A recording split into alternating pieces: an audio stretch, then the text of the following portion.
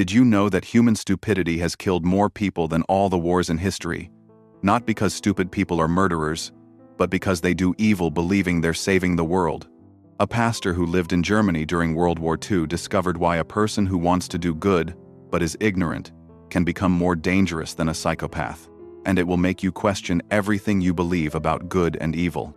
Dietrich Bonhoeffer was in a Nazi prison cell when he had a revelation that would forever change our understanding of evil. This man, who dedicated his life to combating one of the greatest atrocities in human history, came to a disturbing conclusion. The true enemy was not pure evil. It was something far worse. As he watched his fellow Germans, ordinary people, family men, honest workers participate in or allow the Holocaust, Bonhoeffer noticed a dark pattern. These were not sadistic monsters carrying out these actions. These were theoretically normal people. People who believed they were doing the right thing. And then he wrote one of the most disturbing reflections in modern philosophy. Stupidity is a more dangerous enemy to good than wickedness. But wait, before you think we're talking about IQ or formal education, I need to tell you something that will turn your perception upside down. Bonhoeffer wasn't talking about intellectual capacity. He was describing something much more obscure, something that can affect any of us, regardless of our intelligence. Because what Bonhoeffer discovered in the darkness of that prison may explain why intelligent people make destructive choices, why entire societies collapse, and why. Maybe we're living it right now. But that's just the beginning of the darkest story about human nature you've ever heard. Picture the scene. Germany, 1943. Bonhoeffer is in Tegel prison in Berlin.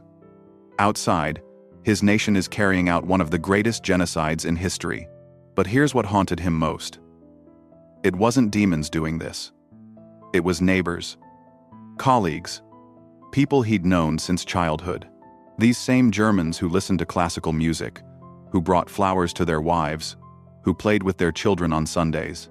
During the week, they operated concentration camps, or simply pretended that nothing was happening. And Bonhoeffer began to ask himself a consuming question. How can apparently good people participate in something so patently wrong? The answer he found was terrifying, because Bonhoeffer realized we were looking at the wrong problem. For centuries, philosophers and theologians have tried to understand the nature of evil, as if it were a conscious, deliberate force. But what if the real danger wasn't malevolent intent, but a complete lack of reflection?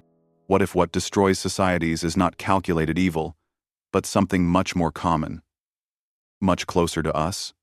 Bonhoeffer called this Dummheit, a German word that has been loosely translated as stupidity, but represents something much more complex and frightening. It's not about being stupid. It's about being impervious to reality.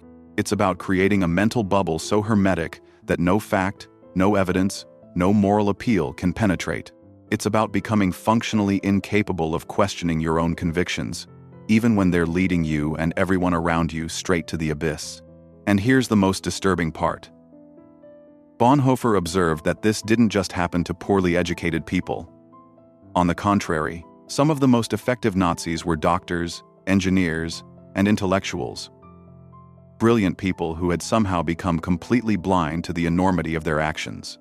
But how is this possible? How can intelligence coexist with such profound moral blindness? And what comes next is even more shocking. Bonhoeffer made a blood-curdling observation. The impression one gets is that one is dealing not with a bad person, but with someone who has been profoundly dehumanized. Dehumanized, not by physical torture, but by something much more subtle and powerful. He realized that this stupidity wasn't an innate trait. It was an induced state. It was something that happened to people when they stopped using their own judgment and started operating on automatic mode. This is where things get really dark. Bonhoeffer identified that this happened especially when people submitted to power, whether political, social, or even cultural. When someone surrenders their ability to think critically to an external authority, a leader, a movement, an ideology, even an algorithm, something fundamental dies within that person. They don't become evil. They become empty. Imagine a computer programmed with a single algorithm, and then had all other programs deleted. It still functions perfectly within that program, but it becomes incapable of processing any information that doesn't fit within its code. This is what Bonhoeffer saw happening to millions of Germans. And this is what he feared could happen to any society, at any time. Because this stupidity has a characteristic that makes it infinitely more dangerous than conscious evil. It feels morally justified. A malevolent person knows they're doing harm. They may feel guilt, they may be confronted, they may eventually change course. But a person trapped in this state of mental blindness, they genuinely believe they're saving the world. She not only resists correction, she sees it as an attack on her own good. And when you try to present counter-evidence, when you try to show the destructive consequences of her actions, she doesn't process that information. Instead, she automatically rejects it and reinterprets it as confirmation that she's on the right path. Bonhoeffer realized something that haunts us to this day. Against stupidity, we are defenseless. Neither protest nor force achieves anything. Reason is of no use. But then, if we can't combat it with logic or evidence, how can a society protect itself against this destructive force? And the answer he found will make you rethink everything you believe about resistance and moral responsibility. A social psychologist at Yale University, who has studied the mechanisms of conformity for decades, explained, "What Bonhoeffer described corresponds perfectly with what we observe in our laboratories. When people surrender their moral agency to an external authority, they don't just stop questioning. They develop an active resistance to questioning." Another researcher, a specialist in cognitive psychology, adds, "The human brain, when operating in this mode, rejects contradictory information not out of intellectual laziness, but as a psychological protection mechanism. Questioning authority would mean admitting complicity in potentially destructive actions." But Bonhoeffer went beyond diagnosis. He identified the exact mechanism by which this happens. He observed that this transformation didn't happen overnight. It was a gradual, almost imperceptible process. It began with small concessions, small moral compromises that seemed insignificant. A normal, intelligent, well-intentioned person began to accept simple explanations for complex problems. They began to feel part of something bigger, something important. They began to see the world in terms of us versus them. And with each small concession, with each justification accepted without question, a little of the capacity for independent thought died. Until, eventually, that person became capable of participating in, or at least allowing actions that, under normal circumstances, would horrify them. And the scariest part? She still saw herself as a good person. In fact, she saw herself as especially virtuous, as someone who had the courage to do what needs to be done. Bonhoeffer realized that he had witnessed not just the Holocaust, but the exact mechanics by which entire civilizations can morally collapse. And he made a dark prophecy. It could happen again. Anywhere. At any time. Because the ingredients for this transformation are not unique to Nazi Germany. They are part of the human condition. And if you look around you today, if you look at how our society works, how information is processed, how authority is distributed, well, what you're about to discover next may make you question whether we're already living exactly what Bonhoeffer predicted. But here's the question Bonhoeffer raised that no one wants to confront. If this stupidity is really more dangerous than evil, if it can turn good people into participants in atrocities, how do we know we're not trapped in it right now? How do we know that our own convictions are not just sophisticated versions of the same blindness that allowed atrocities? Because Bonhoeffer made an observation. People trapped in this state never know they're trapped. To them, everyone else is blind. So, how do we distinguish between genuine conviction based on careful reflection and blind dogma masquerading as moral certainty?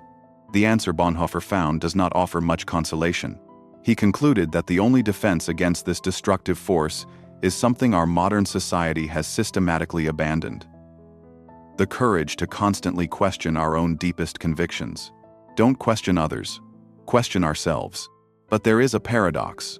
People trapped in this stupidity are precisely those who have lost the capacity for genuine self-questioning. They may go through the motions of questioning, but only to confirm what they already believe. So, we are stuck in a cycle. Those who most need this capacity for self-reflection are precisely those who have lost it. And this brings us to Bonhoeffer's darkest conclusion. Perhaps most people, most of the time, are operating in this mode of partial blindness. Perhaps the capacity for truly independent thought is rarer than we care to admit. Perhaps the difference between a functioning society and a collapsing society is not the absence of this stupidity, but merely its distribution and intensity. And if that's true, if Bonhoeffer was right, then the question isn't whether our society will face this collapse. The question is, when? But before you despair, there's one final piece to this reflection. An observation Bonhoeffer made about resistance that may be our only hope. In his last letters from prison, before being executed by the Germans, Bonhoeffer wrote something that should haunt us all. Liberation from stupidity is not a matter of education, but of liberation. Liberation from what? The psychological comfort of having absolute certainty. The pleasure of belonging to a group that has all the answers. The security of never having to confront the possibility of being wrong about something fundamental. Bonhoeffer realized that true courage doesn't lie in defending our convictions against all challenges. True courage lies in constantly questioning them, even when it makes us uncomfortable, even when it isolates us, even when it destroys our sense of moral superiority. And herein lies the cruel irony of the human condition. The only defense against becoming what we most despise is to admit that we already might be. The only protection against moral blindness is to assume that we are probably already at least partially blind. So I leave you with the question Bonhoeffer implicitly asked each of us. Do you have the courage to consider that your deepest convictions, the ones you would defend to the death, might be wrong? Can you contemplate the possibility that, right now, you may be operating in the same mode of blindness that has enabled some of history's greatest atrocities? Because if you can't even consider that possibility, well, maybe Bonhoeffer already gave you your answer. And maybe the only difference between you and the people you consider stupid is just time and circumstance. The darkness Bonhoeffer saw was not just in World War II Germany, it was in human nature. And she's here, living in the present day. The question is, what are we going to do with this truth?